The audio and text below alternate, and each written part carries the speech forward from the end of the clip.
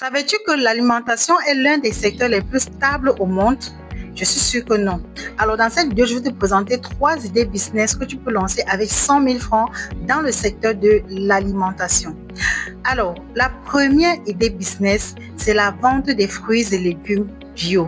Oui, tu vas tout simplement aller acheter chez des producteurs locaux et te rassurer que c'est vraiment du bio, du naturel, ou soit les cultiver toi-même si tu as un champ ou un jardin quelque part derrière ta maison.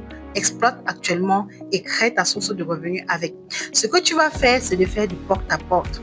C'est une stratégie qui sera un peu pénible pour un départ, mais ça sera rentable pour toi. Pourquoi? Parce que les gens veulent manger du bio, mais soit ils n'ont pas le temps d'aller chercher, soit ils ne font pas facilement confiance à ceux qui disent vendre du bio en ligne. Donc, tu vas certes utiliser les réseaux sociaux pour pouvoir promouvoir ton activité, mais tu vas plus miser sur la vente en porte-à-porte. Tu vas proposer en porte-à-porte des produits bio afin de pouvoir gagner rapidement la confiance des consommateurs. Deuxième idée business, c'est la transformation des farines locaux. Tu vas ici faire dans la transformation des farines de bananes plantain, de patates, la farine d'arachide, la farine de banane dessert, la farine de manioc, etc. que tu vas proposer aussi dans les supermarchés, dans des bureaux. Et également cibler ces personnes-là qui ont des intolérances en gluten, etc. Tu vas proposer, ça va te demander de créer beaucoup de contenu, oui.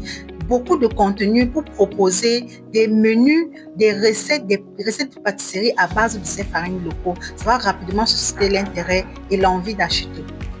La troisième idée business, c'est de proposer des plats, des menus locaux, c'est-à-dire des plats traditionnels, des mets traditionnels. Vous savez, beaucoup de gens ont envie de manger traditionnel, de manger de bons mets de chez eux, mais ont la paresse, n'ont pas le temps de le faire après une longue journée de travail, ou bien n'ont pas le temps d'aller fouiller les restaurants qui le font, mais qui le font aussi bien.